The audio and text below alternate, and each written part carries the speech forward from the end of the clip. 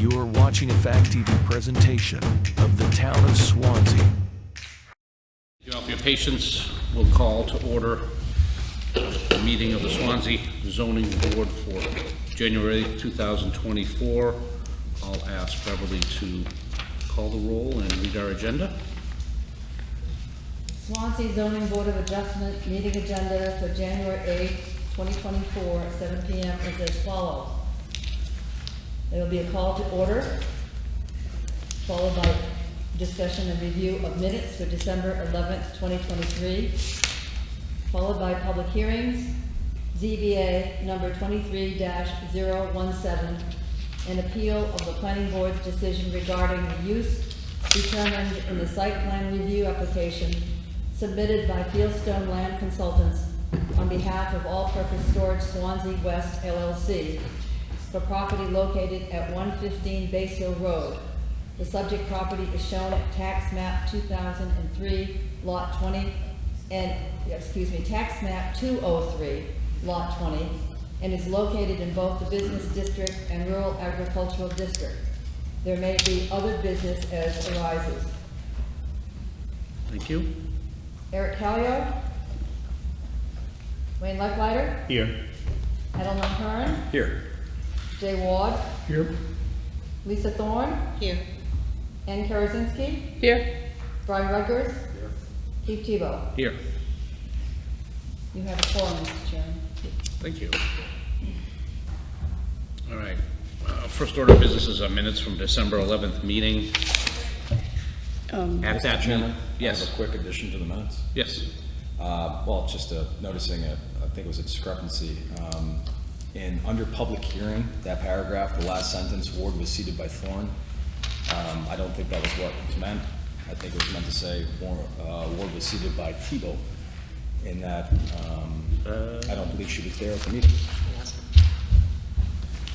So I'm sorry, for the change you did? the change to just, it says Ward was seated by Thorne. I don't know where she did, who seated her. I wasn't attending. It just, Seated by Seated Tebow for for Thorne. Seated for Thorne, okay.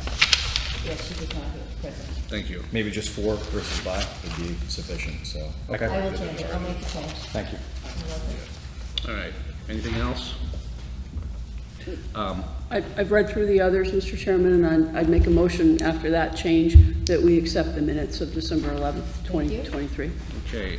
At that meeting, it appears as though we're, in addition to Ann, was Brian, myself, and Jay. So we'll need a second from.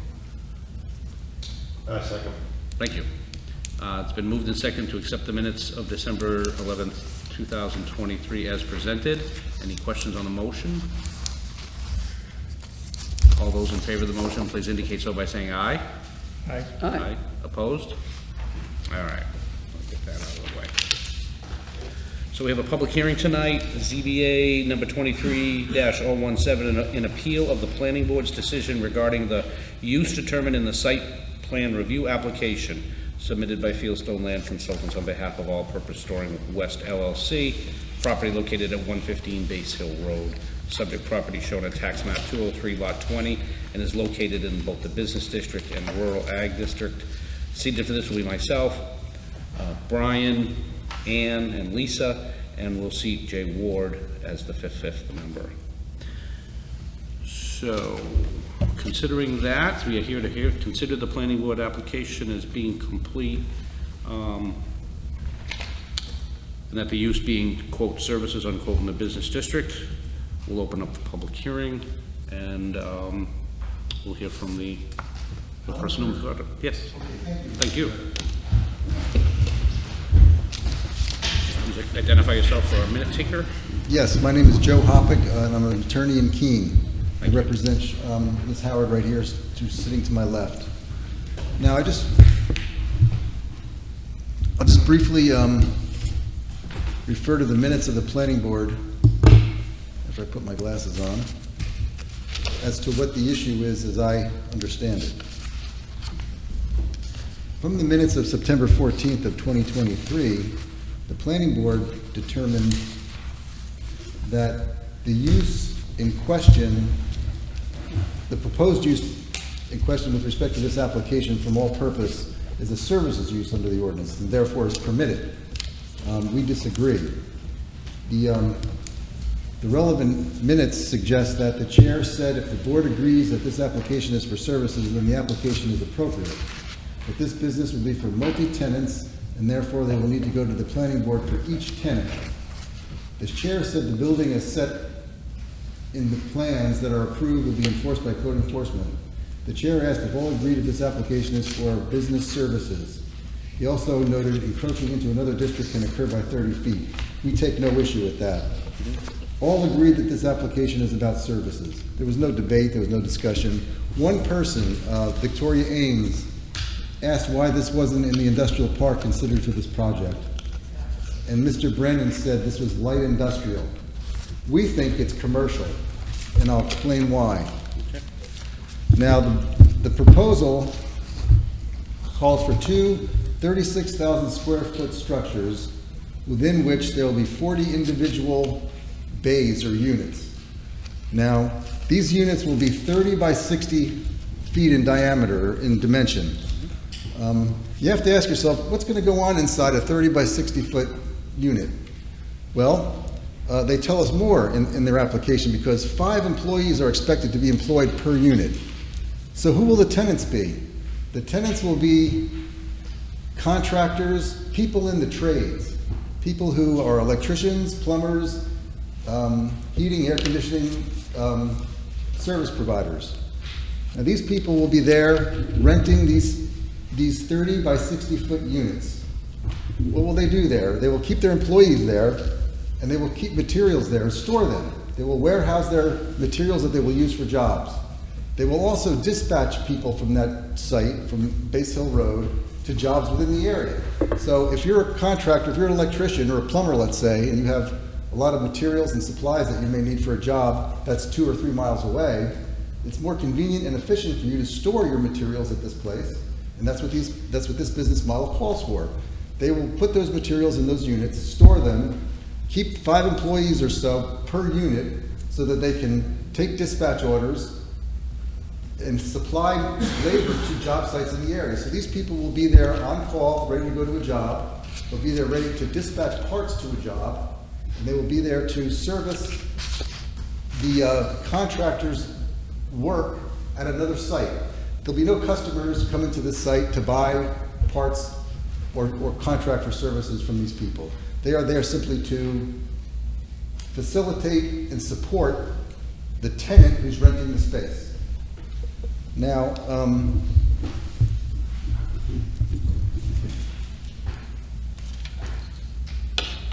there is not going to be any sale of physical materials from these sites. They'll store materials needed for jobs. As I said, they'll fabricate materials. Mr. Brannon from Fieldstone mentioned that, and that's in the minutes. They're going to do light fabrication there. So if a plumber needs a specialized fitting or a pipe that needs to be molded, if you will, for a certain hard-to-reach space, they will mold that part there within that 30 by 60 foot structure or unit. They will do fabrication of parts there, send them from that unit to the job site so they can be used at the job site. That's not really services to the public of any kind.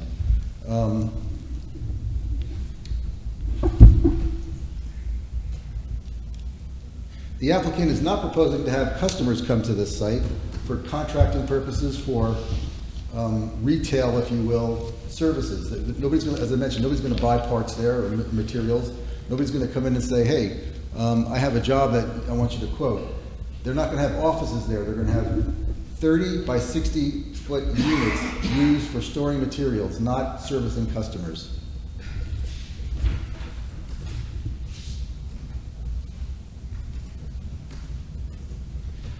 And as I mentioned, the applicant will be shipping these goods, storing them, and then transporting them from storage to a job site when needed.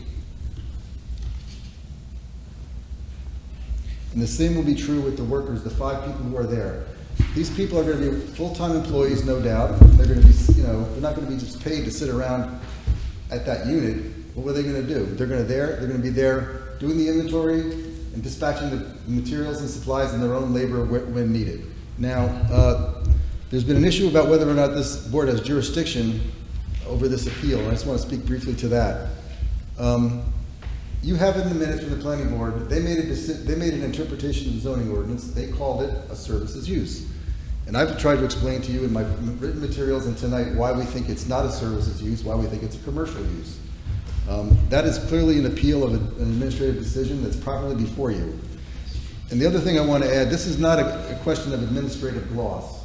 This is an issue for your board to determine, to try to define what actually is the use here. Is it services? Is it something else? And I submit to you it's something else for the reasons I've explained. And that's properly before you, and that's not an issue of administrative gloss, because it doesn't even come close to services, in our view.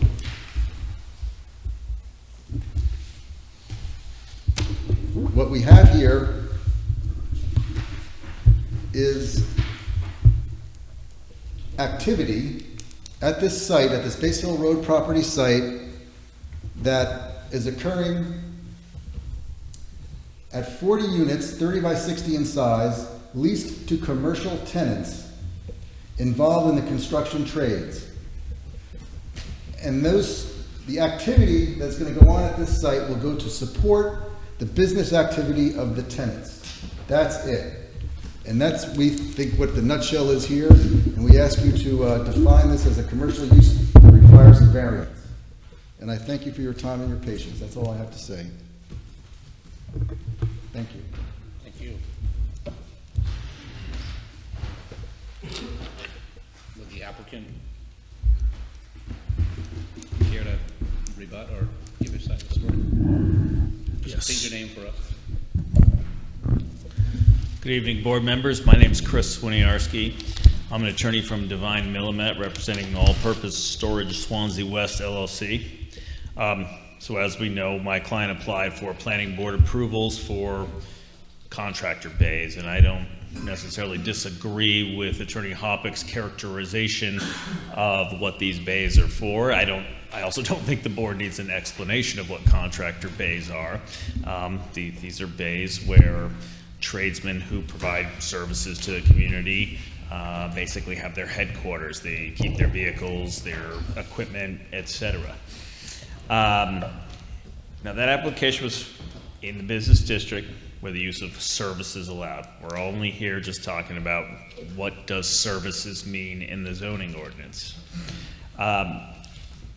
In this town, the town has consistently interpreted this very use, contractor bays, to be services, and it's done so in various different zones. That very much implicates the legal maxim of administrative gloss. The town can't consistently apply one interpretation and then one day say, no, it's different now.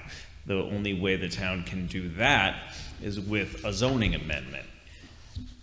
And furthermore, the interpretation was a pretty reasonable one. I mean, these are actually services that are being provided. So really, the planning board in making that interpretation, or the planning department, we're not exactly sure where the determination actually happened, but that's a logical one, and it follows the precedent that the town has followed.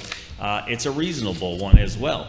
There's no legal basis to overturn that and grant the appeal sought, because it was reasonable, it was logical, and you have administrative gloss now where that has been consistently applied such that it has become the law. If you have any questions about the materials I provided, or if you haven't seen some of the examples of that consistent application, I did provide, I think, 6 of them in the papers that I submitted, but we could talk about any of those if necessary. Otherwise, that's all I have for you. Questions from board members?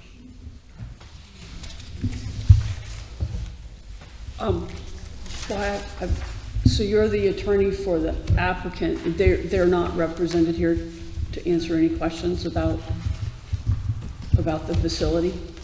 The engineer is not here tonight. He couldn't be here, and I didn't think we had actual questions about the facility, but if you do have questions, I can try to answer them. Oh, no, they're pretty detailed in the plans. So I've seen them in the plans, and I've seen them in the original application. I've just, that was in the application, the applicant, when the person who filled it out, they're the ones that, when they filled out the section, question 6, proposed permitted use per zoning, services, in parentheses, to be rented out to various service businesses, plumbing, HVAC, landscaping, electrical, etc.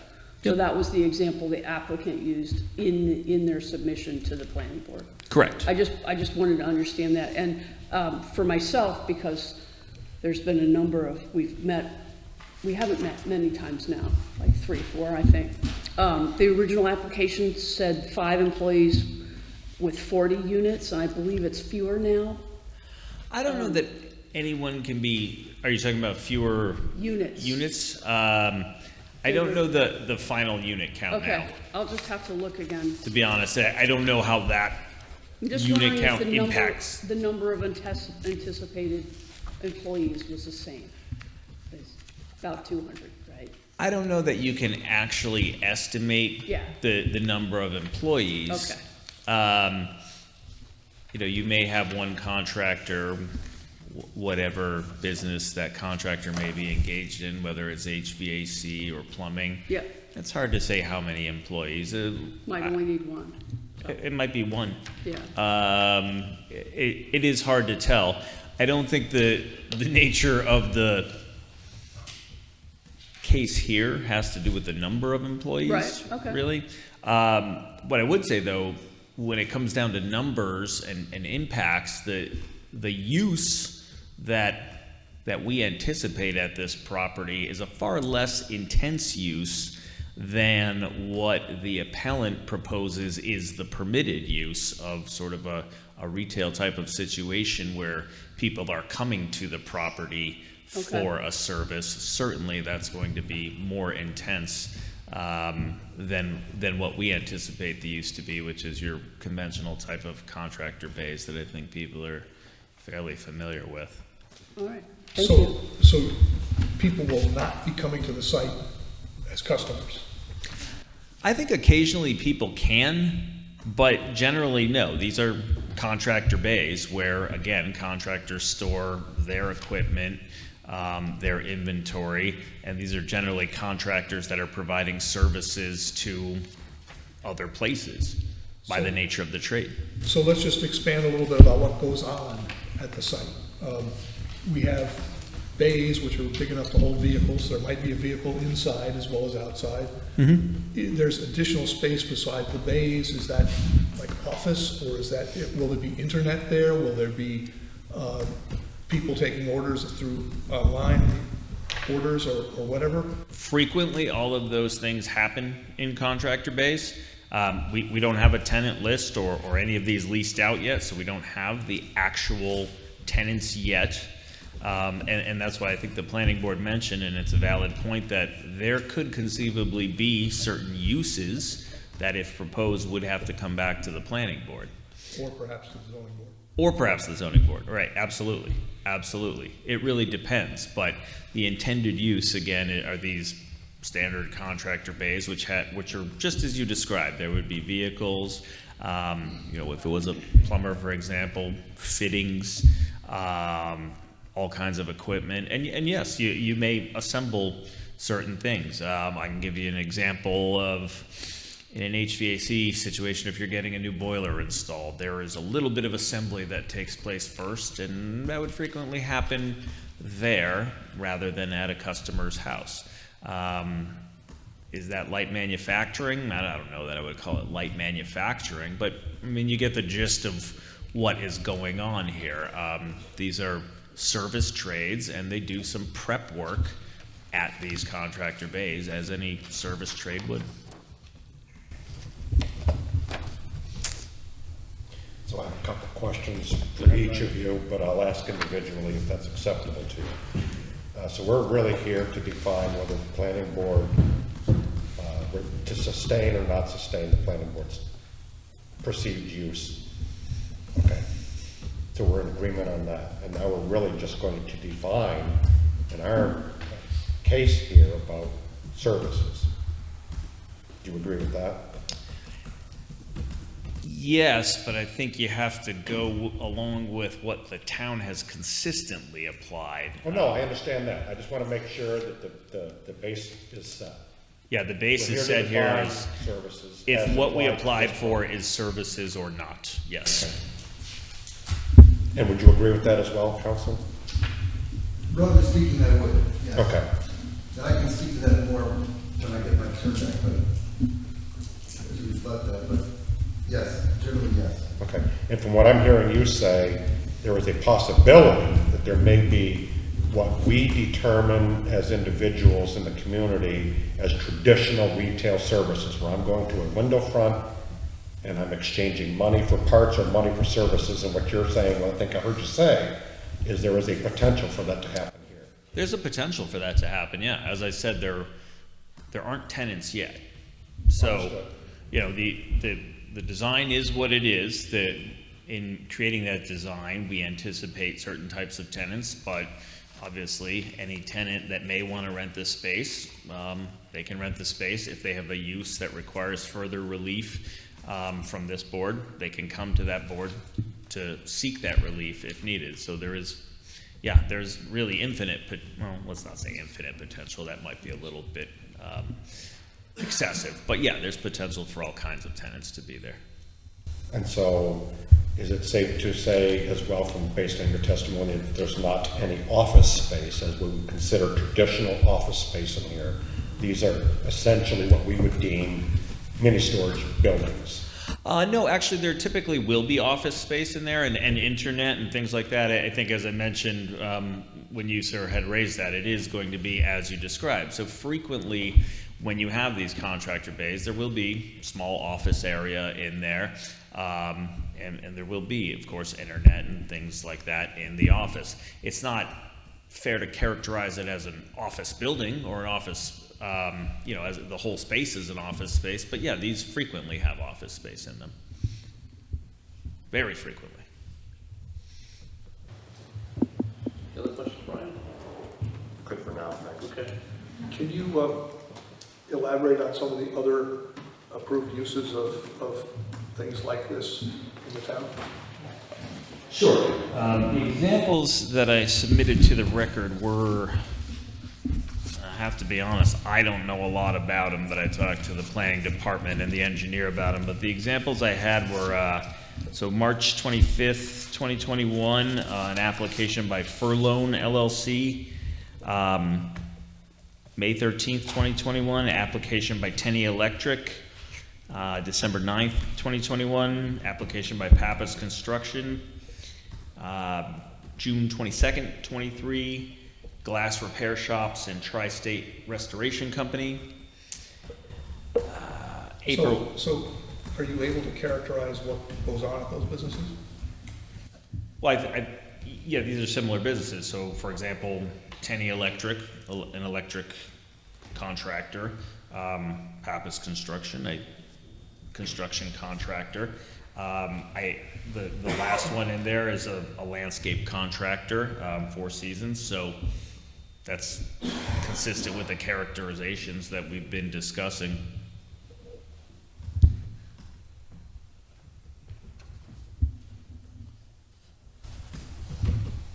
Would you know where the nearest one of these happens to be to us tonight? Something like this, because I'm pretty well aware of the various communities we have here, and I don't know of anyone that is in a truly, it goes to the level of being a contractor bay. Do you know of any in the county?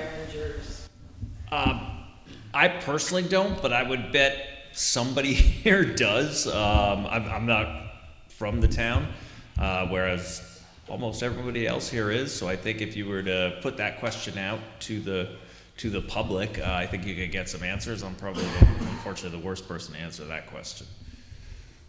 Okay, thank you. James, is what you meant that these businesses are, and maybe these businesses are independent businesses not residing within a contractor bay? So that's not the same business model that you have? No, They're similar in the sense that they're services. That's how you're... Exactly. It's my understanding that these have all been recently approved as services. Okay. And that's what we're talking about, is whether or not, because that's the issue at hand here, whether the service is being carried out on-site or off-site. It's not necessarily that this is, and I'm sorry, I shouldn't have characterized it that way, not that it's a contractor bay, but rather that these businesses are considered services. You don't necessarily come to those sites to get your service, but they are still service businesses, and they were allowed without any additional relief from this board for, if it wasn't services, it would have required some sort of additional relief. So yeah, I'm sorry, and thank you for helping me with that clarification. Just trying to see how similar they really are. And yeah, there's multiple things on this site versus something there, and that the other sites are more set up perhaps to have customers come to the site than this site is, because there's not a whole bunch of parking here, other than what the employees are gonna use. Yeah, and it's not intended to have people coming, but I think with these businesses, and I don't think the question really becomes how many are on any particular site. That wasn't really the question raised. The question raised is, whether or not service means it's happening on-site or off-site. And I don't think any of those examples would suggest that it's an on-site service. I mean, take landscaping, for example. If you need landscaping service, it's at your house. It's not at the landscaper's location.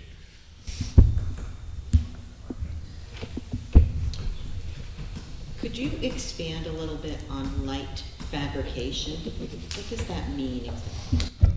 Yeah, I don't know that light fabrication is a great way to characterize. I wouldn't say it as such, but one of the examples I gave was, so frequently with HVAC, I just happen to know this from having a boiler replaced recently.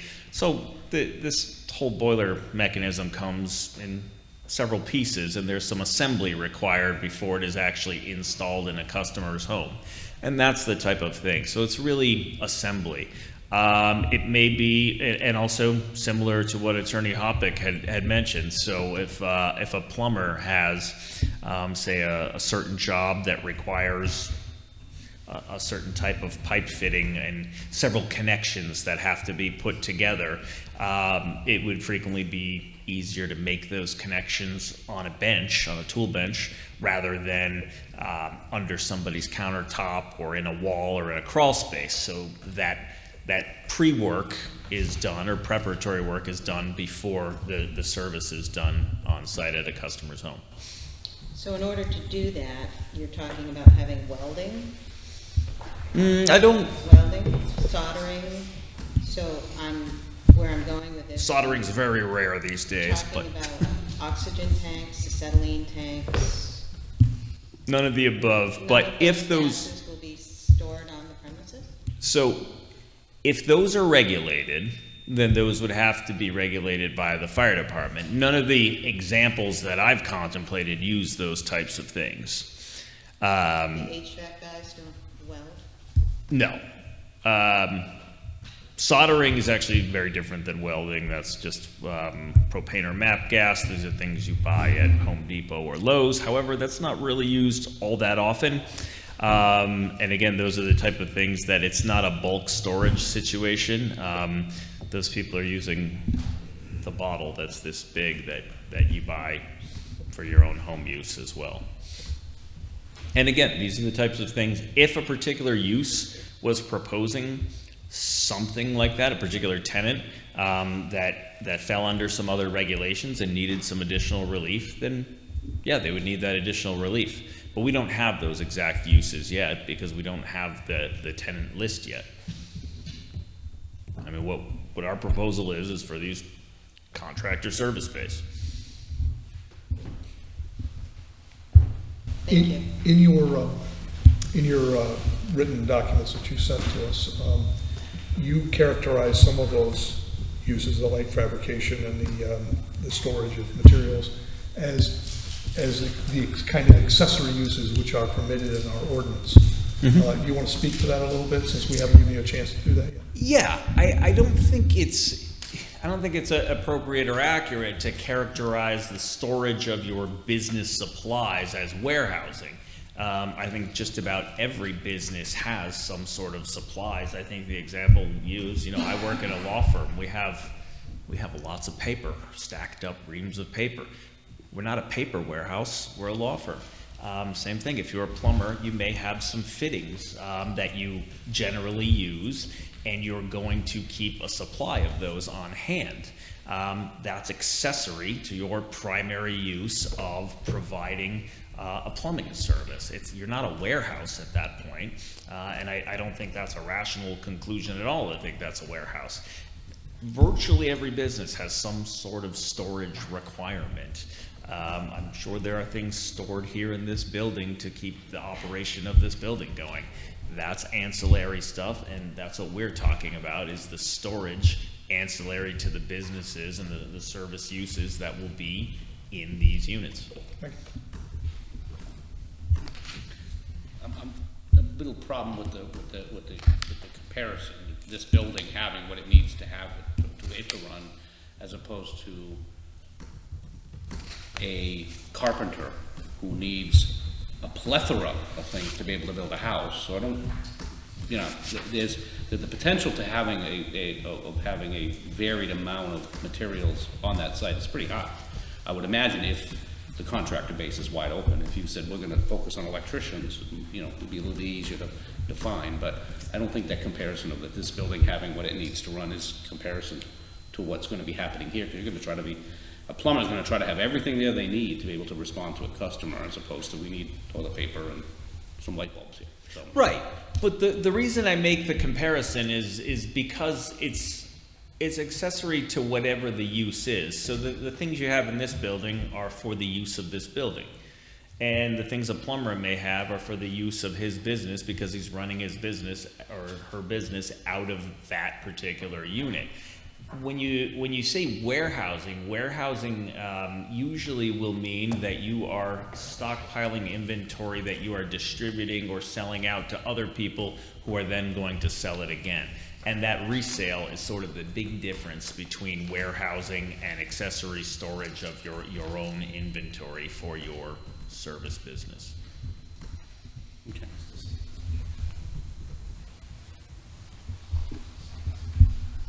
Any other questions to the board at this point? Not that we're shutting down the board, but we're going to open it up to the public. Everybody okay at this point? Okay, we'll have more time. So this is a public hearing. We will ask members of the public, if you choose to speak, come to the mic, identify yourself for Barbara here, so she can know who you are, and let us know if there's anyone here that is looking to speak. Please.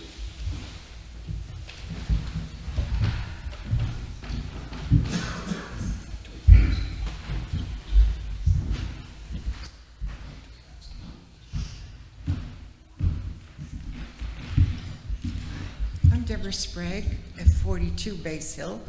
I've been there almost 50 years. The road is dangerous, as is right now.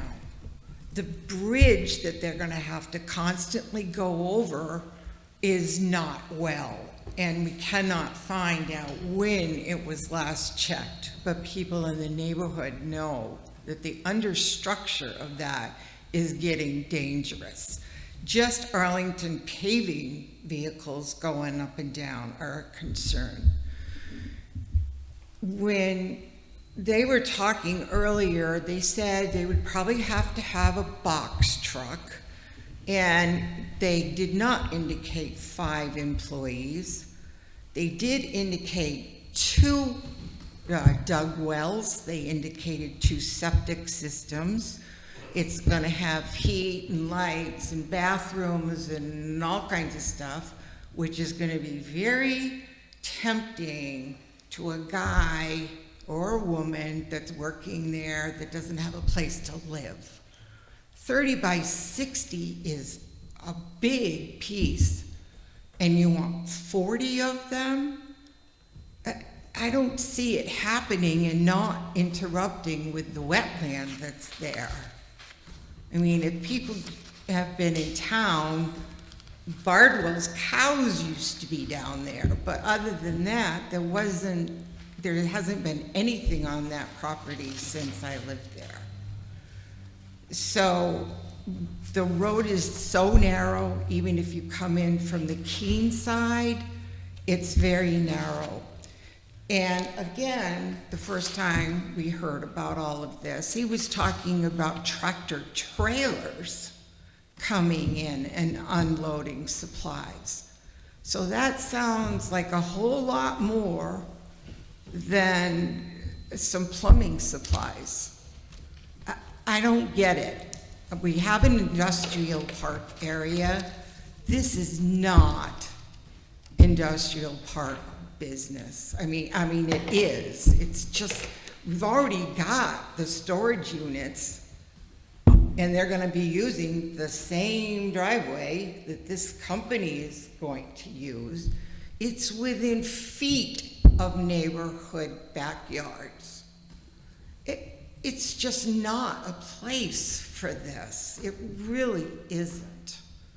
And I hope you'll take that into consideration. I was hoping that the man that went and did the conservation was here, because we were told that the wetlands may very well be involved. And we have all kinds of wild animals there. And I'm just glad I'm not one of the 3 neighbors that it's gonna be in my backyard, but you still you gotta hear us. You know, the road is just not capable of this kind.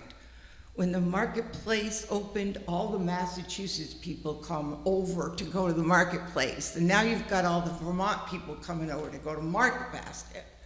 It's a narrow road. And it's just not for this. I'm sorry. It's just not. Thank you very much. Al? I just wanted to make ma'am, I appreciate what you said, and I appreciate what you said. I understand, the words and so forth, but from a board's perspective, we have a very, very narrow focus on what we're able to determine what would influence a decision one way or the other. Several years And it ago, just- I had to it just- come to the zoning board to be able to put a porch on the back of my house. Yeah, understood. You know, Our scope is just this big. I just want to make sure that that's understood as we go through this. It's really what it comes down to is the definition of services. And that's the role of what our board is here to determine. We're all Swanzey residents. We all live here. We have to deal with the same rules that everybody else has to deal with. If I want to put a porch on that was not in compliance with the particular, I would have to be in the same seat. And so, but our focus, fortunately and unfortunately, depending on how you look at it, is very, very narrow. So really, it's just a definition at this point of services. well, So it I used just to want be you a to really understand nice what we're neighborhood, coming and from. it's not a neighborhood anymore because they keep bringing in more stuff. So, thank you. I just I want to just make sure. adding to that, I want to make sure that you believe that you have been heard by the board. It's way out of our jurisdiction, I know. but the town administrator is there, he heard what you said. And you'll have to go through the motions, but as a resident of Swansea, Well, I was concerned Agreed. when you That's a said bad you road. were going to be meeting based on the planning board. So are we supposed to assume that the planning board has already approved this and they're just They have waiting not. for your final word? no, they have not. So let me just give them a little explanation there, if Mr. Chairman, yeah. So I learned this tonight, I didn't know it as well, but apparently with the planning board, it's a 2-step process. The first step is to meet with them and discuss about everything that you have to submit to make a complete application. That's all that's been done so far. It has not been met to be voted yes or no, or anything. They're only put the package together, yes, they have a package. And then it was appealed to come to us for the definition of services because our zoning ordinance and the language in the application don't match. Okay? But as far as everything else, it has to go back to the planning board regardless. The water table, that's the state, that's not the zoning board. Planning board will have to cross that bridge, literally. Well, The this road use is done by the gentleman's state, backyard they is own gonna it. be from here to that wall. That's how close they're gonna have to come in to avoid the wetland. But he said very clearly that there would be tractor trailers coming in on both sides these buildings. Ma'am, I just want to add, I've been to the site twice, 2 site visits, and I am very sympathetic to what you have to say, but that's not the issue that we have to decide tonight. I mean, I feel for for you listening. in a lot of ways. And to be clear, what we're deciding tonight still has to go back to the planning board. Right. There is no planning board permits issued here, there's no zoning permits issued here, it has to go back to the planning. Good afternoon. Eric Tarrant, 131 Base Hill Road. I'm sorry, last name, Eric? Tarrant, Thank you. T-A-R-R-A-N-T. The impact is going to be like within 30 to 20 yards of my back door. And I understand what you were just saying to her. My biggest thing is listening to this fellow here where he says it's going to be a service. And that's what they're saying, which is fine. But he doesn't know who's going to be in there. So he talks about, being a warehouse. Well, when is it a service? And when does it not become a warehouse? Well, we don't know. That's the unknown, right? I just want you to hear exactly what he was saying. He doesn't know if it's going to be a warehouse. He's saying it's a service, but it could potentially come back to you or the planning board to maybe somebody wants to have a warehouse there. Well, that's all I think we're really concerned about. So that's not what we want. That's really all I have to say. But thank you for listening.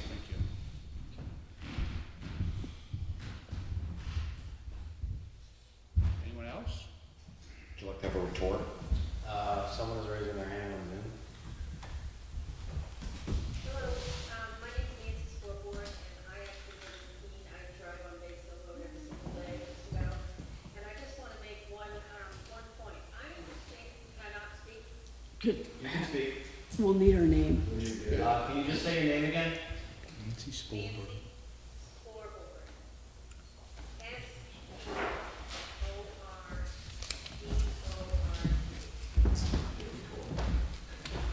Is it Nancy Sporeboard? Yes. Oh, okay, Nancy Sporeboard. She's a Keene resident. Yeah. Sporeboard. S-P-O-R-B-O-R-D. The point I want to make is that I understand that the businesses that will rent the bays are service businesses. However, the overall organization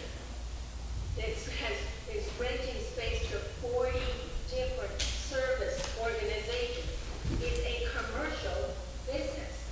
Just because the business provides space for services doesn't mean it's a service organization. It's a commercial organization serving 40 different service businesses.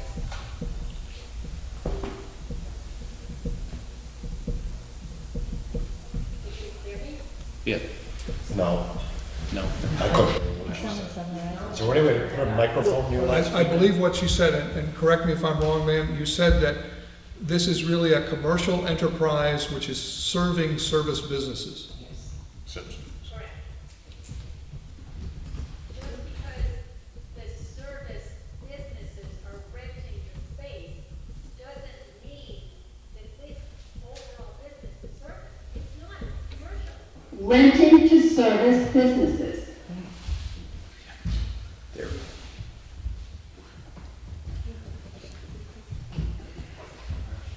Thank you. Thank you. Thank you.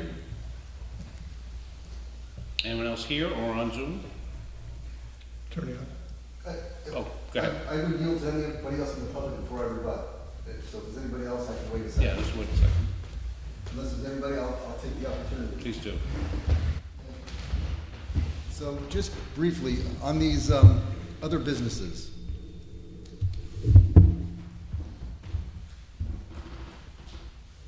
I heard Furloin, LLC, Cheney Electric, Pappas, and maybe Tri-State. I think they're the 3 or 4 businesses I heard. Furloin, according to its website, is a power generation operation in Swanzey. Every one of these businesses has a significant retail component. Kenny Electric does, Pappas Construction does, Tri-State Restoration, which is, I guess, a glass repair business, does the same thing. Now, we heard my colleague over here talk about, although, you know, they don't really know if a customer will come in to these construction bays. Very unlikely, very unlikely. They're not going to be advertising for retail services or sales there. They're going to be supporting, as Ms. Sporborg mentioned, they're going to be supporting the business contracting tenants, business operations at other sites, job sites. That's what they're really going to be doing. And that's going to create activity. Now, I want to point out something that I respectfully disagree. Ms. Sprague mentioned about the tractor trailers. And you guys were telling her, you know, we hear you, but I don't think you heard her. Tractor trailers would be indicative of a commercial use. That's what that information that she told you means. So I think that's a piece of information that you can use to show that it is relevant and that this proposed use is not a services use. Now, it's true, I'm on the Keene ZBA, in fact, I'm the chair of that board right now, and I'm in my last year, but neither here nor there. But what we evaluate a case, we look at what is proposed. We're not fortune tellers, we don't have a crystal ball in front of us, and I don't know, council here is right, they're estimating 5 employees per unit. Well, you have to take that as their good faith representation and assume 5 people per unit will be employed at each of these 40 units. That's 200 people. Now, we don't know. Maybe we're wrong. Maybe it'll be 6. Maybe it'll be 10. Maybe it'll be 2. But right now, you have a proposed use that says 5 people there. What are those 5 people going to do? They're going to support the tenant's business. And they're going to do that by inventorying parts, shipping those parts to job sites, and supporting that business activity. All these businesses that the applicant relies on to say that administrative gloss applies are different. They don't have construction bays. They are mostly retail and commercial operations. And I might add, they're all located close to a major highway, like Route 10. Kenny Electric's on South Winchester Street. Pappas is on Route 32. Tri-State is on Route 10. And I really couldn't find where Fur One was located, but my client tells me they're located near one of the major roadways through town. This particular application is on Base Hill Road, which is largely, although zone business, is largely a residential neighborhood, as you heard from some of the people who live there. Now, and you can't see it from Route 10 going south or north, as you can with these other businesses. So there's a significant distinction between what the applicant's trying to say supports their application under the heading of administrative gloss. We just don't agree with that. They're not similar comparisons. What we think you should do, this is a commercial use, as Ms. Sporborg mentioned, and as I mentioned earlier. What this applicant needs is a variance for that kind of use at this property, based on the information in the application, which is what you have to go on. Because that's all you have, it's a proposed use. It's not a defined use yet, it's a proposed one. So you take what's proposed and you plug in the rules in the ordinance, and you make a decision. Is this use permitted in this zone? The answer is no. And that's all I have. I thank you very much for your consideration.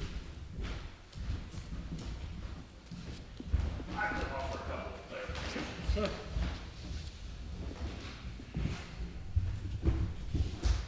So there was some talk about tractor trailers and things like that. What's permitted in this zone? The quote from the ordinance: retail sales, service.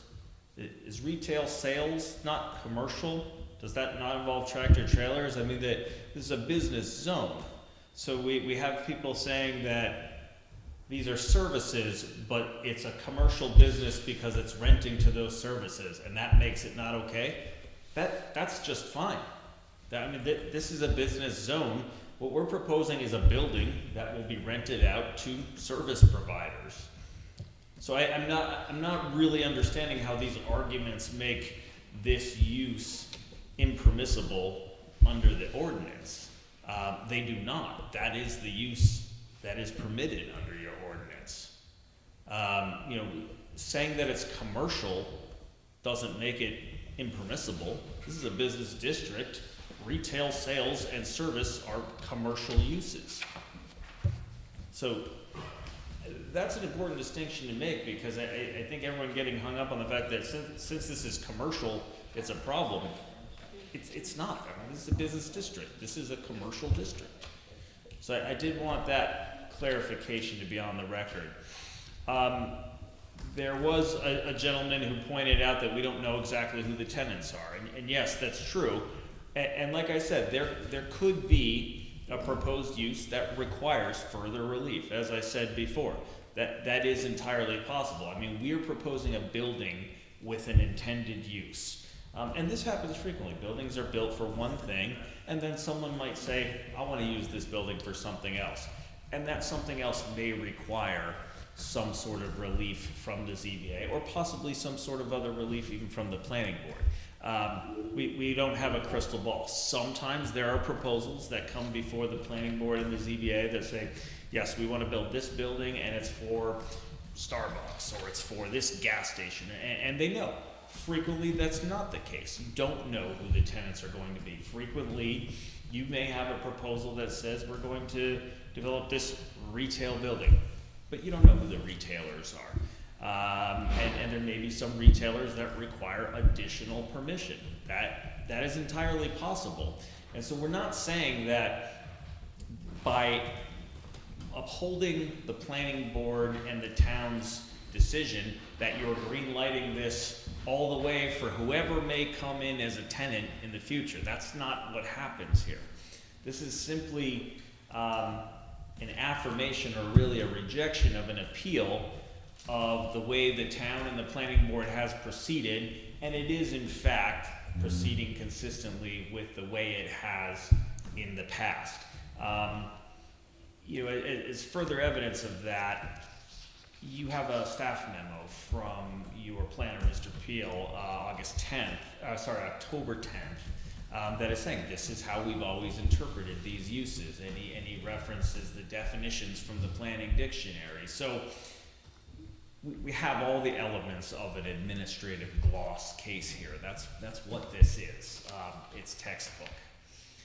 You have it from your own planner. So I want to make sure these things are clear in the record, because I think what we're hearing is not exactly what the actual record reflects.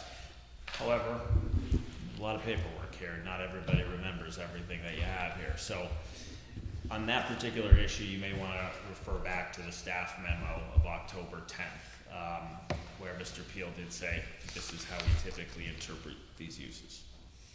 That's all I have to clarify the record. Thank you. Just a question for you, the edges of who could use this, to me, when I say the edges, the potential users is fuzzy. Mm-hmm. And who wouldn't you have in here? What is the kind, I mean, you have a sense of who might be coming in. Where might you as not you, but the owner, you think, draw a line, saying that probably, it's not, you know, this wouldn't be anything we would consider here. You have that sense of the type of, you know, well, that's difficult to answer. I know. However, what I can tell you, someone suggested potentially residential. No way. We're not going to allow an illegal use. In the end, we own and operate this property, so we're not going to allow illegal uses there, uses that require additional permits. You know, if someone came to us as a tenant, and in every one of the leases, there's a permitted use, and no one is allowed any use contractually under the lease that violates law. If there's a use that perhaps we thought was okay, and the town came and said, nope, this is not okay, you need a special exception or a variance, we're going to agree with the town, and we're going to have the tenant go forward and seek that relief. We're not going to stick out our neck out, or the property's neck out, for the benefit of a debate of whether any particular tenant may be allowed or not. But to answer your question, I mean, what wouldn't we allow? You understand by the nature of it, it's very hard. We wouldn't allow a baseball team, you know, I don't know, like, there's a million things we wouldn't allow. What we envision are these, again, typical contractor bays. I don't know what else I could give you for examples of what wouldn't allow, other than, again, to respond to some of the, maybe conjecture or suspicion that people would be living there. That won't be allowed, for sure. It does happen, though. In these businesses, it does happen. People, I understand, you know, I actually have clients who do portable self-storage with the boxes, and people have been found living in those too. People are crazy and they do crazy things. And we're not going to support that, we're not gonna allow it. If it happened and we found out about it, it would be a problem. And if the town were enforcing it, you know, if someone breaks the law, someone breaks the law. We're not going to tell people they can do that, obviously. Do you contemplate on-site management, someone there during normal business hours? I don't believe these facilities have any on-site management, no.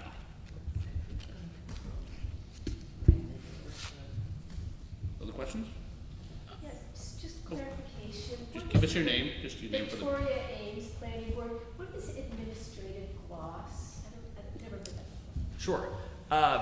So it's a legal maxim, and most basically, administrative gloss means if that an ordinance is subject to one or more interpretations, if it has an ambiguity, and the town has consistently chosen one interpretation, that then becomes the law, unless the town makes a zoning amendment.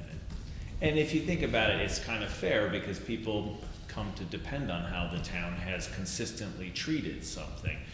That is what happened in this case. I know that Mr. Brandon, the engineer, has been here before, and that is the interpretation that he understood. But that is what it means. Administrative gloss means the historical interpretation of the ordinance. Yes, when the ordinance is subject to some ambiguity or different interpretation, yes. Yes, your name?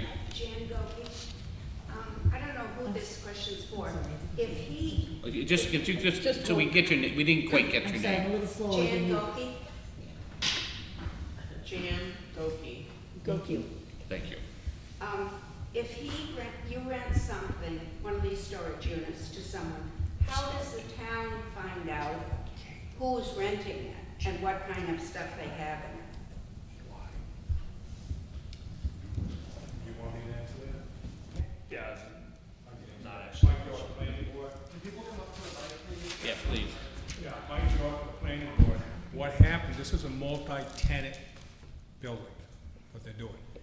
They have, when they sign up, say they sign up pennies to come in there, they have to take, that tenant has to come down and have an application before the planning board, and we look at it.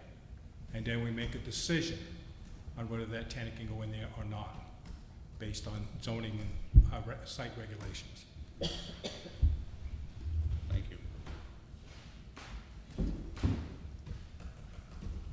I have a question. I'm on Zoom. This is Kathy Lantier. I live over on Base Hill Road in Farmstead Commons.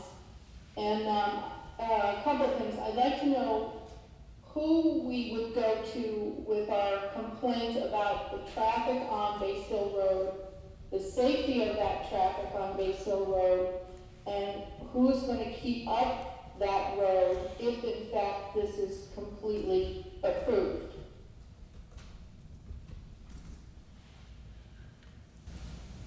So this is Brian. So Base Hill Road, unless I'm incorrect, and I'll look to my town administrator to correct me, but that's a state-owned highway.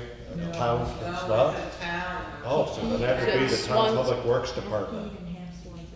Oh, then that would be for the Swanzey side, it'd be the town public works department. What about the Keene side? Well, same, Keene Public Works. That would be Keene Public Works. Yeah. So, And they don't, obviously Keene wouldn't have any say in what's going on here, am I correct?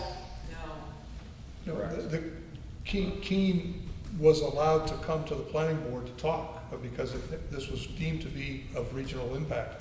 So Keene did have a chance to speak to the planning board, and probably could in the future speak to the planning board about the site plan. Who from Keene? I don't remember who it was who came. I was at the meeting, but I don't remember who came. Do you know what department it was? Community resources. What's that? I'm sorry, I didn't hear that. Jesse Rounds. That's who it was, Jesse Rounds from Community Resources. Did you hear that? Yes, I did. Thank you very much. City of Keene. There's one home that's Keene and two that are Swanzey, but they're neighbors. They're all about And my second question is, I'm assuming that this development of that property is not infringing on residential area or the wetlands. Is that correct? This is in the business district, and when it comes down to wetland impact, again, that's not for the zoning board, that's for the planning board. When it goes back there, the applicant will still have to submit his full application, will still have to go through planning board review, which will include water impact.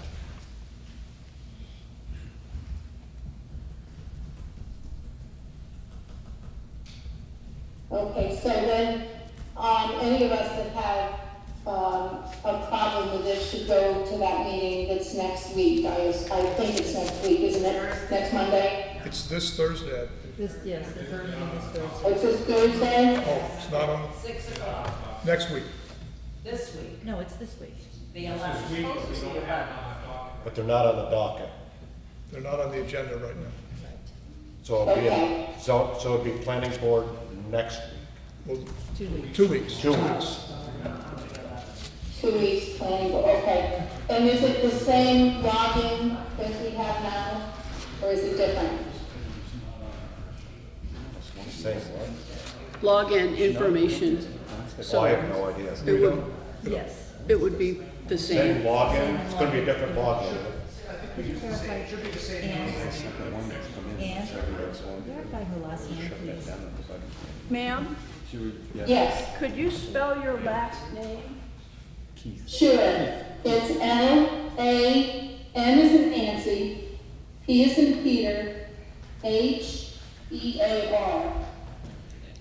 Thank you. And it would be the same login. It would, okay, great. Thank you very much, everybody. Almost there, one order. Yes. Are these Swansea residents speaking? No, not at all. They're not Swansea residents speaking? I have no idea. I believe one was, one They're wasn't. butters. They are butters. They are about it? Okay, okay. Anybody can speak if they own property in the town, whether they live here or not. Okay, just kind of read. All right, we are still in public hearing. Any other questions from the board? Any other comments from folks that are gathered here? Or anyone on Zoom who's listening? Speaking, I'm on Zoom. Yes? My name, Don, D-O-N, Scoreboard, as Nancy, S-P-O-R-B-O-R-G. Thank you. I think we can assume that there will be a number of tractor trailers, a number of vans, and cars, of course, for the employees. But the vans, the tractor trailers, that feels commercial to me. And just as an example, in one of the bays, if that organization is to deliver a boiler, and they need to do pre-assembly in the bay, that feels commercial.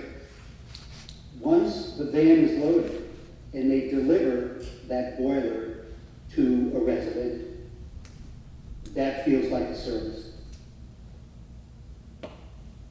So the operation within the building and within the bay, to me, is commercial. They're not providing a service directly to a resident. Only when it's loaded onto the van and delivered to the resident does it become a service. That's it. Thank you.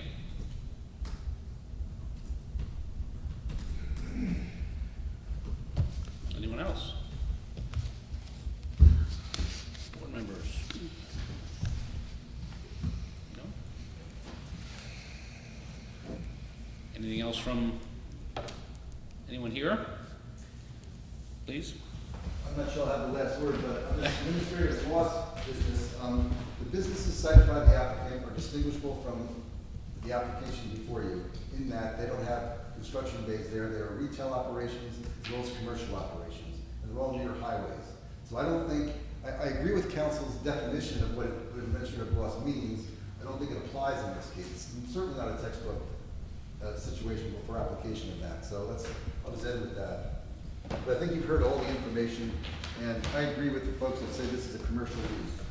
The intensity of the use on the site is what you have to worry about, based on what's proposed.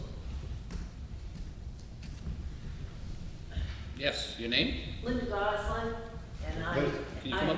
Sure. Please, thank you.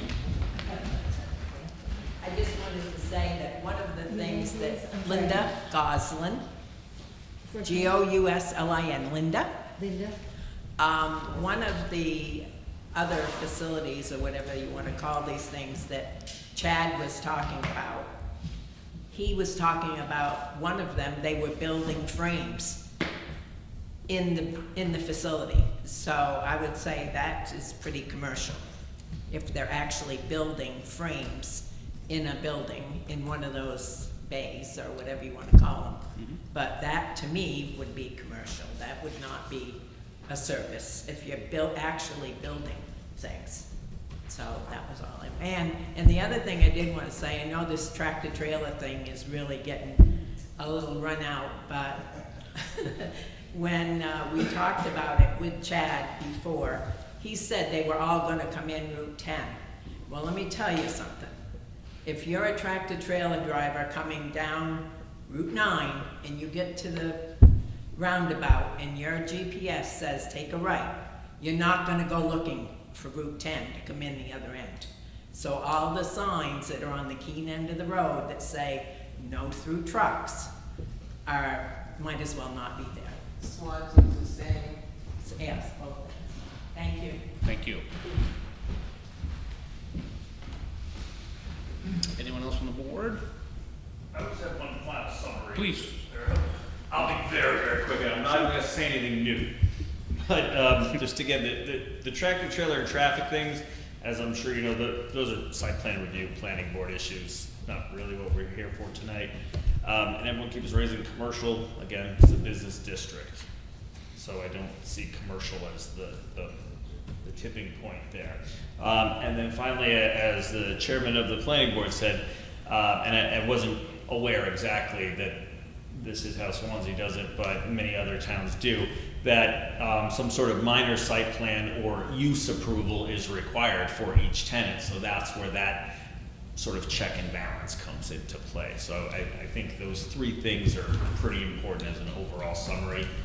None of them are new, but I think they're important to remember. Thank you. Ann? I have a question, and it might as well be, I guess, to the board. When Sure. we, let's say there were a review and a variance or an exception was required, does that stay with the renter, or does it stay with the property?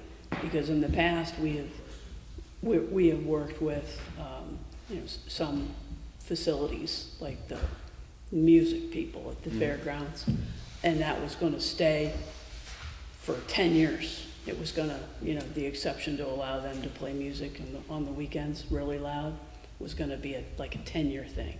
So how does that work? If each, in a multi-tenant environment where a tenant is granted an exception and they move, let's say they're there 18 months and they're gone, does that exception stay with that building, or does it go with them when they leave? Attorney Hall. If I may, Mr. Chair, normally the general rule is that the variance runs with the land. So your permission to use a use not permitted, which is what a variance is, would stay with the land or the unit, which is odd because it's not the whole piece of property, it's not the whole tract. So I find the question is a fascinating one and a difficult one. If you try to apply it to the individual 40 units, I think you'd have a hard time doing that. You'd have to make it maybe terminable, I imagine. Right. The duration of the lease. The duration of the lease. Because then you don't know who's gonna come in again. Right. So, but normally the rule is it runs with the land. Mike? Mike Jasmine, Code Enforcement. You're talking specifically about multi-tenants. What? Not variances, not special exceptions, the Right. multi-tenant process. Multi-tenants. The multi-tenant process is the multi-tenant process. It's for that applicant. Okay. Okay, so if you do shoe repair Yeah. and you move out, that doesn't mean the next person can automatically do shoe repair. Right. I'm just trying to I hear you. I hear you. I conceive, just want to make sure I'm that. trying to conceive how often it might occur that they can't find enough tenants that meets their regular requirements and they want to find some more. So that's. Okay, each I'm and every just tenant's throwing gonna it have to come before the town and before the board and be viewed as to what they're Vetted. doing. Okay. It's kind of a mini site plan review, if you will.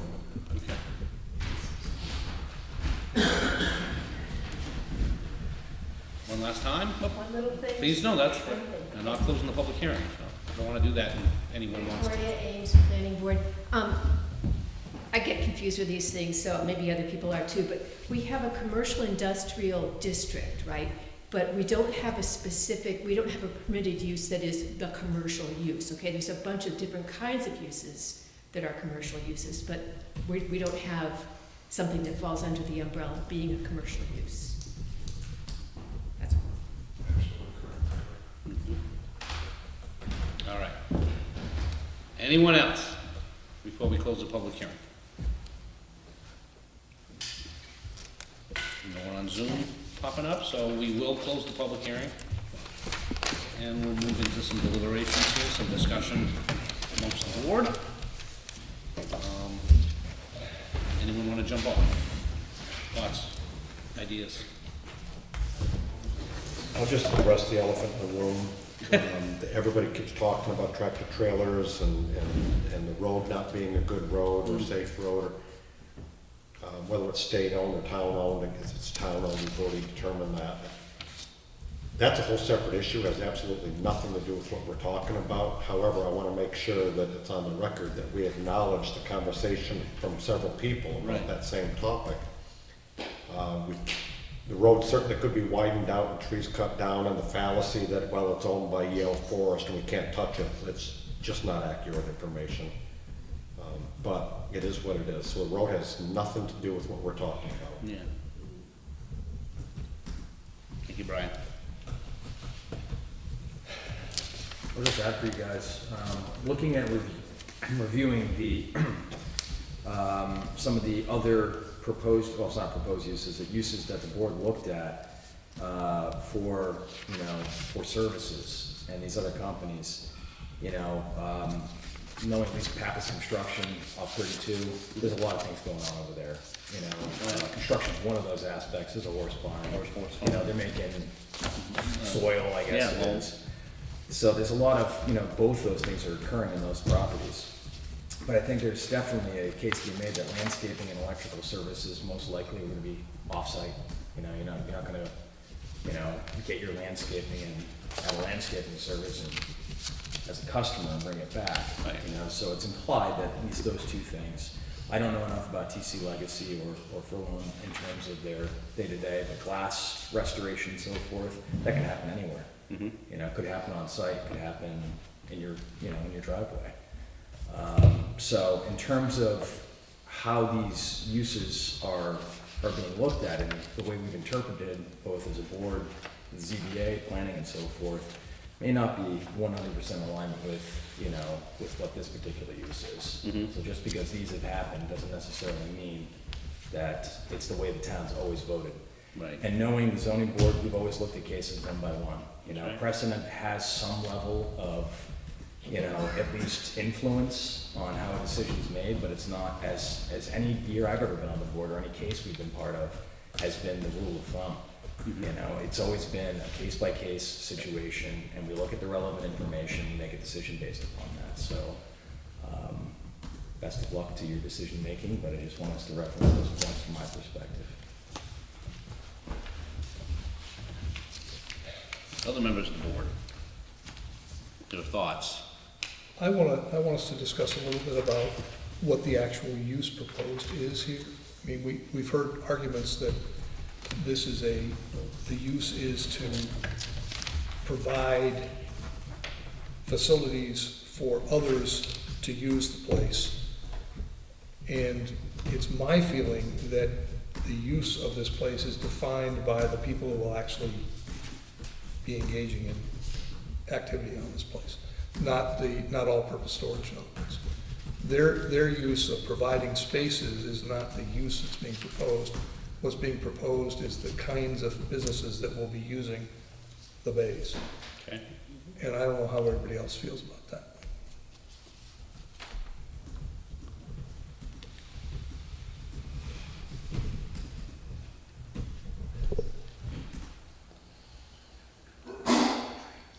Buzz. Well, I'll jump in. Please. I feel that the proposed uses go beyond or exceed what I consider services. I think it's into fabricating and it's manufacturing and commercial. That's how it feels to me. It doesn't feel like services. It feels like you're building something, you're making things, you're producing things. You're welding, you've got gases, you've got, if you've got 3 or 4 people welding things in however many units, that's a lot happening. That's not a service. So in my opinion, I think maybe they might need a variance and or a special exception, but I think it definitely goes beyond services, what I would consider services. And that really is, I believe, what we're here to determine. Right. So that's my feeling. So then I would ask you this question, and I don't have an opinion made yet.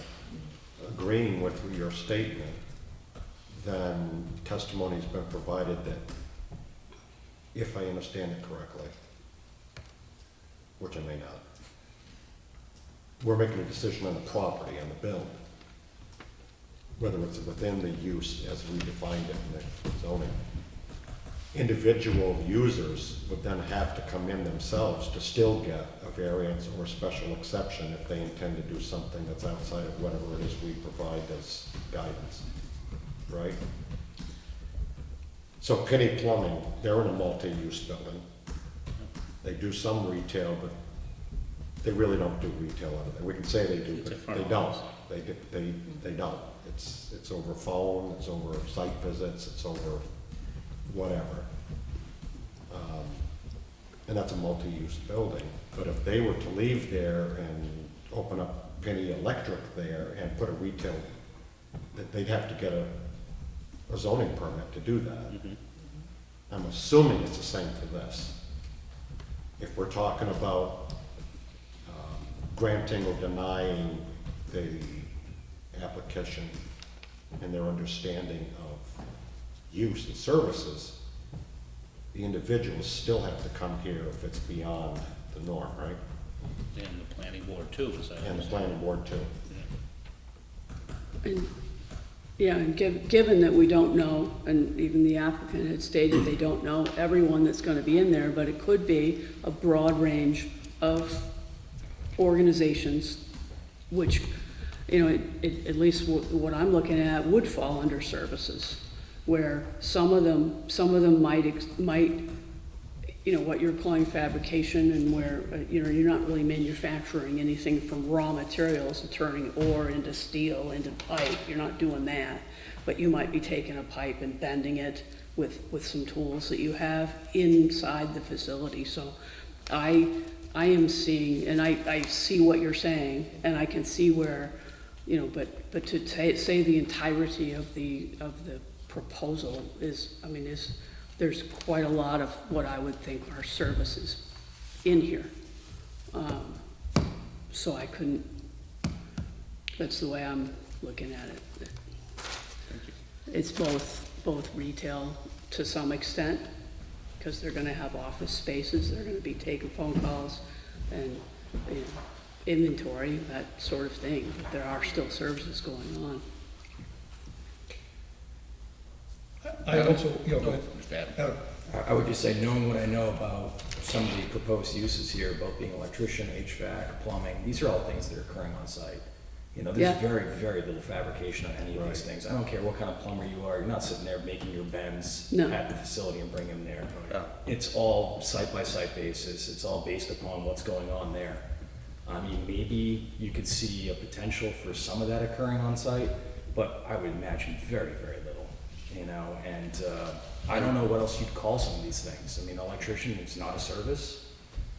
I mean, you know, what's the difference between, I mean, I guess you can make a differentiation between being an attorney or an accounting firm where maybe some of the work is actually being done on site. And then some of that may live in a courtroom or some of it may live in some other area, but, these all seem like services to me. I mean, every single one of them, whether they're, When I'm looking at. that's just my opinion. I'm leaning in, I'm leaning in that direction, because certainly there could be some businesses that come in there that aren't appropriate and may need additional, you know, either need to be located somewhere else, but Or a law firm. all the examples we have are service related. I just think about the people and live in my community that, you know, where they're running their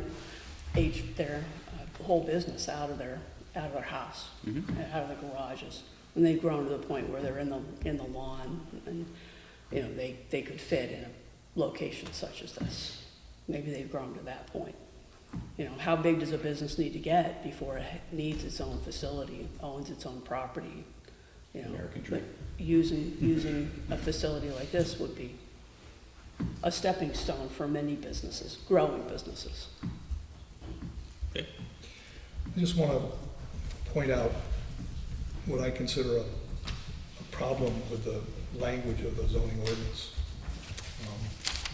And I don't want to be too nitpicky, and I'm certainly willing to have people disagree with me here, but I read line F under uses permitted as retail sales, services, to imply that retail applies to sales and retail applies to services. And I do so because the collection of permitted uses under each letter are listed, the things that are listed are related uses, and in other lines on that page, things like private club or lodge, private applies to club, private applies to lodge as well. Commercial greenhouse or nursery, commercial applies to greenhouse, commercial applies to nursery. I think the similar uses are separated by semicolons, not commas. And services is defined differently in our planner's dictionary, which is what I choose to use as the Bible or the dictionary here. And service and retail service are two different things. Retail service implies things that are like restaurants or real estate and insurance, things where people come to the site and use the services.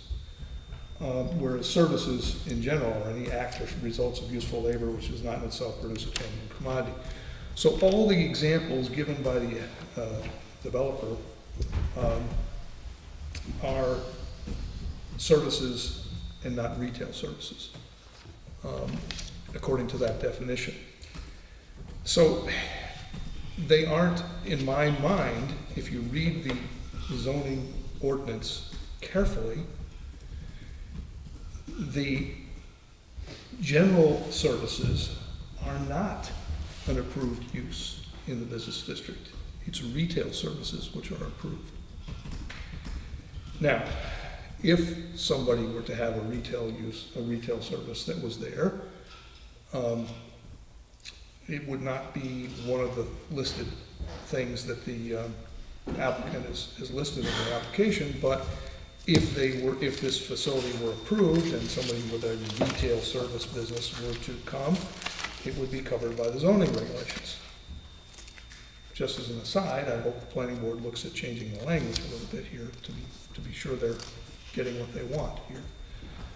But if I strictly read the zoning ordinance, I don't see how the types of services applied for fit. However, I do see that the argument could be made that the usage is more properly professional and business offices, which is an approved use. I consider the fact that there's going to be an office on site to be part of what's going on here, and it's going to be used by a professional plumber with an office and storage and vehicle space.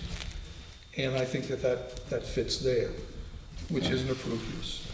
But I'm more than willing to change my mind if people have counter arguments.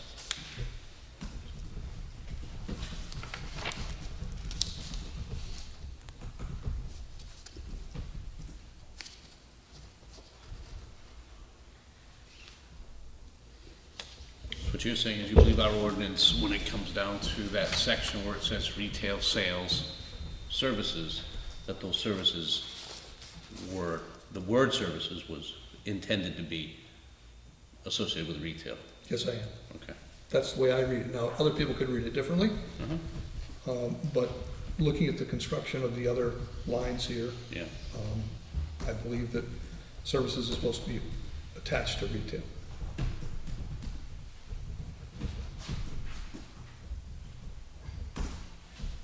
So, James, are you saying that the examples that were provided, plumbing, HVAC, landscaping, and electrical, you're saying that they don't have a retail component? I'm saying that they don't meet the definition of retail services. So the retail services... But they're professional services. They're professional services, right. In your view?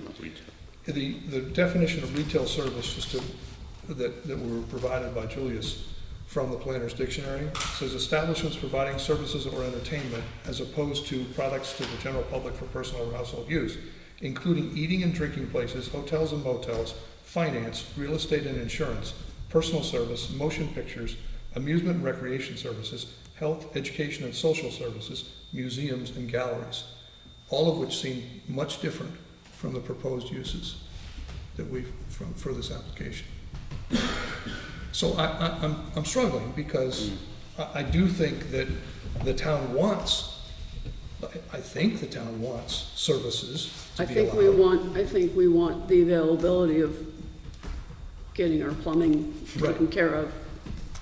But I don't think the way the zoning ordinance is written, there's any provision for that, except as professional business offices, which is what some of those things like Tenny and Pappas, etc. have.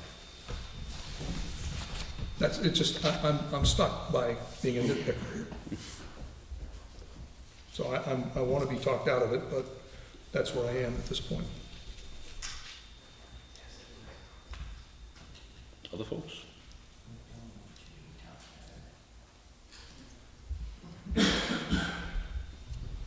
I did find it to be heartening or good news that that proposed users of this facility would have to go through the town.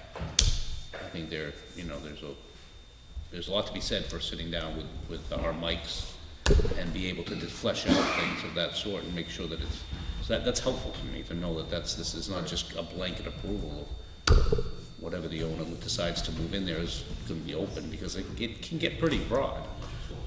I think the potential here, I don't want to be ridiculous, but it's pretty broad what can go into this place and what's necessary for that, whatever that might be, to sustain itself there. Products do have to come in somehow, and they have to leave. Manpower is necessary to do some of this work, if it's not the least, it was just loading and offloading. So this is intended, it's going to be a active site.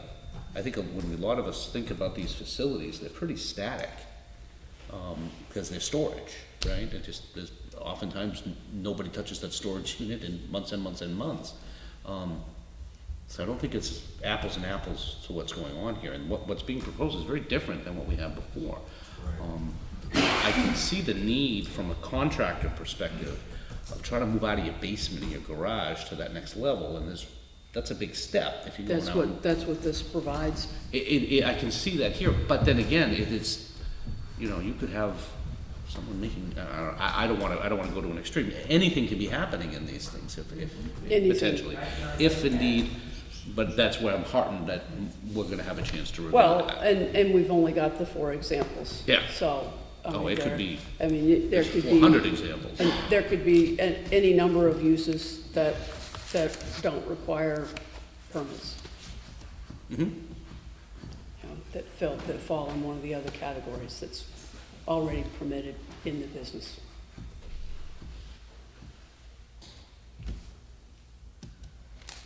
I tend to agree with Jay that seems like that word services, when it appears in a way that supports, or at least is intended to describe and be a part of a retail establishment. It's retail sales, as he said, services. I don't think, it doesn't appear to me either, my interpretation, that services doesn't stand alone. And so that, because that's such a broad category. I mean, services is everything. Services is, yeah, indeed, it is everything. It's very, very, very broad. So I do think that it's hard for us to figure that out, I know, but I think that's what we're doing here. We're interpreting. And I do agree with Jay's interpretation of where that word services intends to be directed toward in its retail. Within the context of our ordinance. It appears that way to me. And this goes beyond just traditional retail, I think, the way I think about it. And It's I commercial. would point out that, well, I mean, there could be some component, but some of the businesses that may make use of this space may not have any items at all that they need to be stored. There might be other materials that they, that they have there. Mm-hmm. Well, I think these are those rabbit holes that we could be talking about. We could talk about it all day, because they may. What is the definition of commercial? Well, that has no bearing on this conversation. Yeah, and I'm not even saying that word. But retail is commercial. And Walmart's commercial. Walmart. Amazon's commercial. Penny Plumbing's commercial. So the vernacular doesn't fit the crime here. No, I'm just saying. But by the saying. same token, in the business world, when you're talking about building things and manufacturing, that's industrial manufacturing. That's different industrial. than commercial. That's not what this is, though. So if I'm talking business to government or business to business, I'm going to assume that that is a commercial operation in nature, not geared to a retail situation, because it's not. By pure definition, it's not. Business to business will be building something to sell to a distributor, who's then going to sell to a retail organization or consumer. Well, everyone. But if I go into a mini storage and I'm fitting pipes and bending pipes that I am now servicing to a retail customer, which is somebody that's paying me money to apply that pipe, that's retail. That's retail. I mean, I'm not going to a storefront. If the trouble is that we have this picture that if I can't walk into a Walmart and give somebody my credit card, then it's not retail. Well, that's just not accurate. No, because in any of these described. The guy that fixes my electricity, he's providing me a professional service, to Jay's point, and he's using inventory that he has on hand, or that he's buying from a wholesaler like an FW Web or whoever, CED, right? But his service and product to me is a retail organization. That's a retail sale to the end user, which is the definition of it. That's what I'm seeing.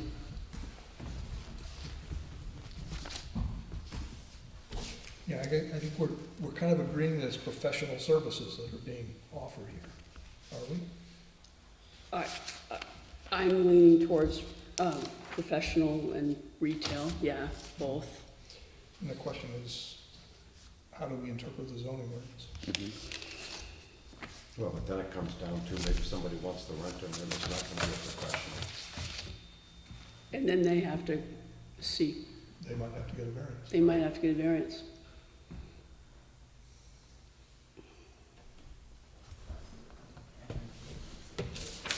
But all the concerns, the wetlands, the traffic, the impact on the community, all those things will have to be, that's a burden that the planning board would need to be looking at.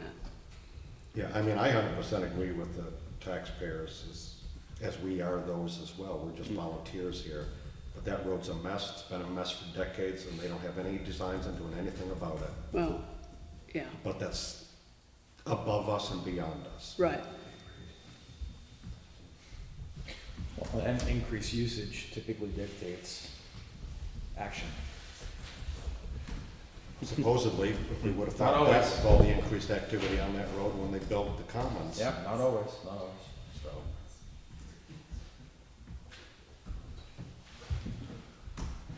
All right. I think we're ready. You go ready? I'm not quite ready. I need a minute. Sure. You wanna work Anything on to it? add, Lisa? You want quiet in the forum? Yeah, sorry, I didn't mean to. No, I still feel the way I feel. I think it goes above and beyond services. I think it's light industrial. Okay. Glad I asked. And I respect your opinion. Well, thank you. That usually means she disagrees. Anyone else? Going once? Going twice? All right. Well. Showtime. So we really have three choices here, right? What do you think? I think we have the choice of granting the appeal, which would deny the package that has been submitted with the word services in it to the planning board. We can grant the appeal with a modifier, professional services as opposed to services, or Mickey Mouse Club, whatever we decide. Or we deny the appeal and we let it stand as the zoning board, planning board has put forth, with the word services as intended. That's how I see it, the three, and I'm actually going off the cheat sheet. Okay. Any other comments or from the board? Questions within the board? Okay. Anyone comfortable with a motion of some sort? I'll make one. Okay.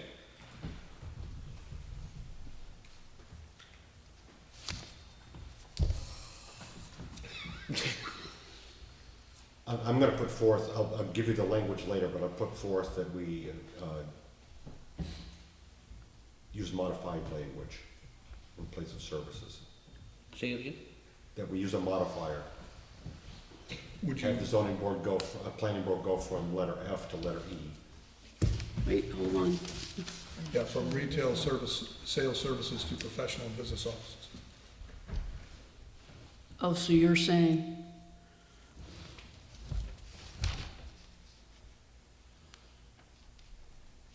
okay.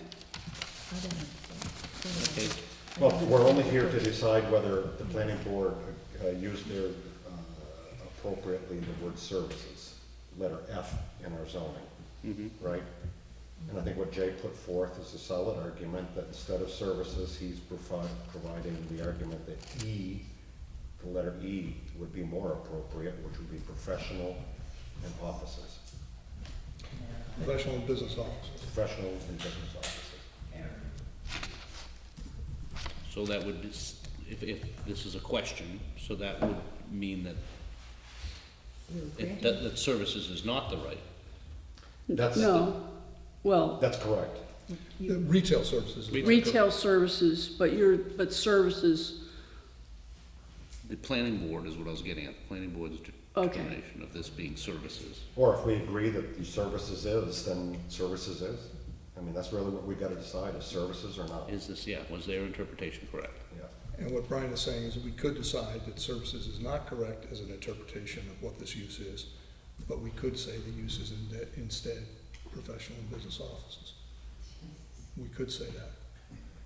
So in other words, there's a middle ground where we, And are we saying then that in the, Support the appeal, but deny the, or not deny, I'm sorry, you support the appeal, but interpret the language, the decision differently.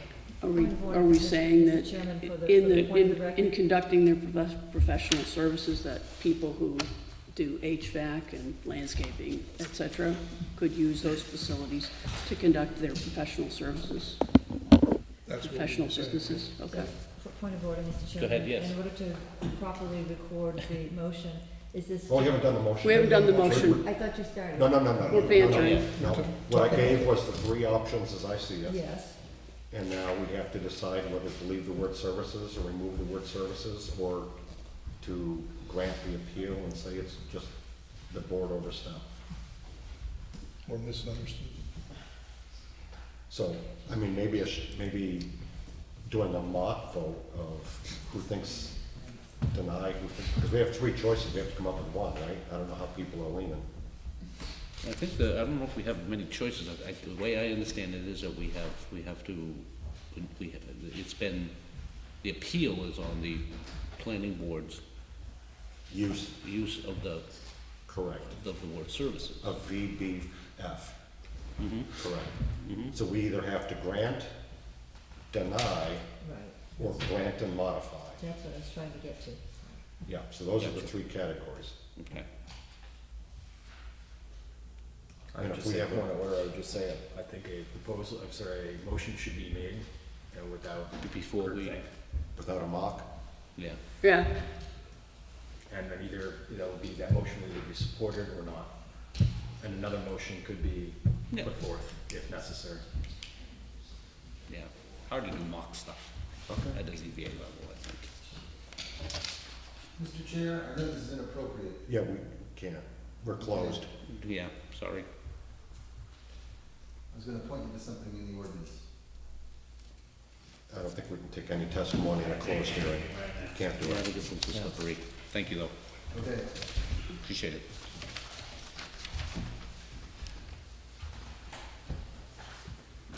Okay, well, I'll pick one and then we'll either approve it, deny it, All right. and move forward to the second one. So denying the appeal, I make the motion to deny the appeal of Sherry Howard, challenging the planning board's September 14, 2023 decision. Sorry, who do you want to call? And find that the planning board properly classified the proposed use as retail services or services because of the following facts. It's important to note the ZBA will have the issue, notice of decision, and written findings. So your motion is to concur with the planning boards. That's what you said. Yeah. Is there a second on that motion? For discussion purposes, Do I withdraw and go to the next one? Well, if you don't get a second, you're gonna have to. well, I don't understand, wasn't following. Basically, this is saying that the planning board did not overstep and they used the appropriate V, Yeah, Bravo, Foxtrot. okay, Is there a second to the? I'll second that. You'll second that, okay? So it's been moved and seconded that the, help me here, feel free to pop in here, that the planning board correctly. You wanna read it again, Brian? I make a motion to deny the appeal of Sherry Howard challenging the planning board September 14, 2023 decision to find that the planning board properly classified the proposed use as retail services, end quote, because of the following facts. So we need to hear the facts, don't we? Well, I think that's for us to decide.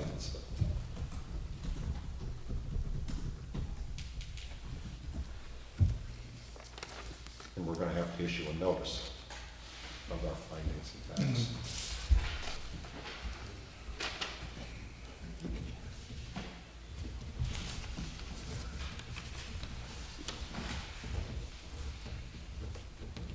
So we have a motion and a second on the floor that the planning board correctly identified services, that this is what's been proposed is considered a service. Correct. Does that sound right? Okay. I think let's, as Well, opposed, I'm not sure that's exactly what it is. We're Thank you. denying the appeal, but we're not saying the planning board was correct. We're just denying. Well, the appeal was the planning board overstepped and used the wrong terminology and the wrong wording. Right. So we're sustaining this motion of the three. This one sustains the planning board. okay. You understand the motions? Okay. So, in favor of that motion, I'm just gonna go down one on one. I'll start with Brian. You made the motion, you? Made the motion, so I have to accept Yeah, it, I guess. okay, so you're a yes. Ann? I'm, yes. Okay. Lisa? No. Jay? No? And I'm going to vote no. Okay. So that motion, I'm sorry. no. Thank you. Okay. Motion fails. So we'll move on to the second, as that motion was denied. Okay? I think this is going to be a better approach. Let me just get my bearings here. okay? Sure, absolutely. Take your time.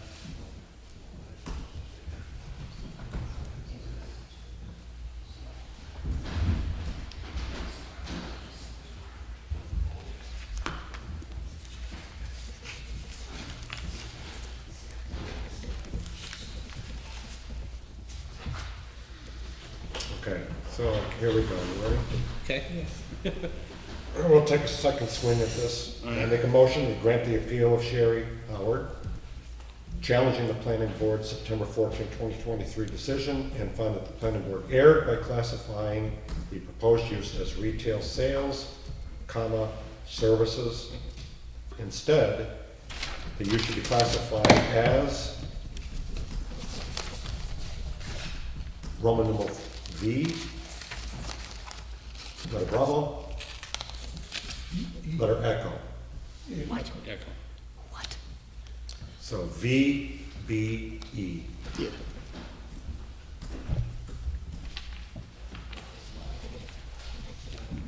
Do we have a second? Brian, Yes. just E, or are you looking at the same thing I'm looking at? Well, we can only pick one of them. Okay, you can read it again So, okay. I will read it again, yes. without the absolutely. echo. Yep. Keeping in mind that we already did letter F Foxtrot and it was denied. Point of order from the council, Chair? Yes? I think someone else should make this motion.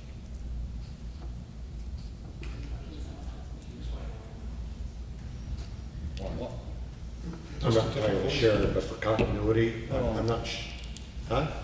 Because, I'm thinking it's because you're like going from yes to no.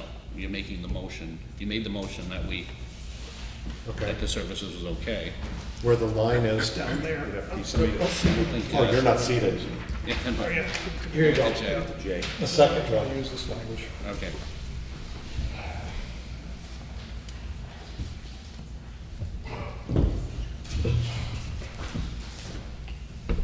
I make a motion to grant the appeal of Sherry Howard, challenging the planning board's September 14, 2023 decision, and find the planning board erred by classifying the proposal use as retail sales, comma, services. Instead, the use should be classified as Section 5, B, and E, which is professional and business services, because the evidence we have in front of us indicates that there'll be professionals using these offices and spaces to provide services. Okay. Do you have a second to that? I'll second that. Okay. So it's been moved and seconded that the planning board did err in determining the proposed use to be services, in a nutshell. Let's see, who's the same order? Brian? No? Ann? Yes. Planning board air. Lisa? No. I'm sorry, I can't hear. No. No? Jay? Yes? I will vote that the planning board did err in determining that the potential use for services. You voted So yes. it is a yes. A yes. Yes. 3 yeses and 2 noes. Right. I think it's, I'm sorry, what? Can we do a recess? yes. Quick recess with council, yeah. Okay, do we need to take a vote on that? No? I think you can Okay, move it. all right, we'll take a short recess and pick this back up. Is that what's being asked? Yes. Okay, thank you. Just a 5-minute recess. We can either go downstairs or we can stand.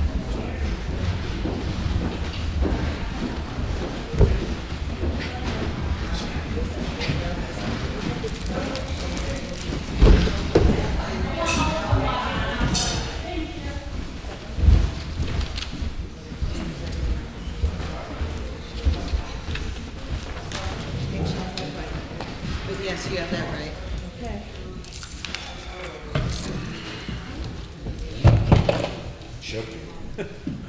All right, it was determined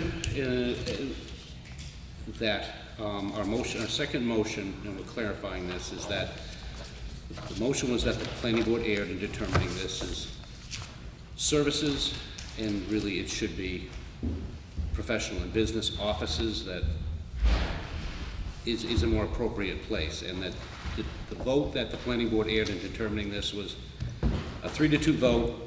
Voting in the affirmative was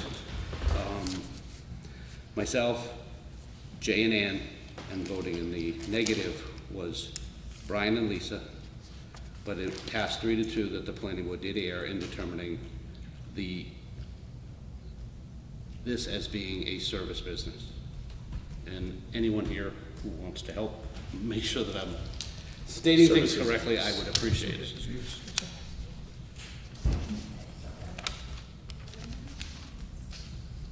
Okay, so the vote has been taken. The motion number 2 is that the vote is 3-2 that the planning board did err in determining this as being services. This business as being a service business. Services use. Services, use of services, a service use. Thank you. So, The other part of that is the more appropriate one is professional business offices, professional and business offices, which is within our ordinance. So the vote was taken that the planning board did err, it passed 3-2, and that's where we are in. Sound good?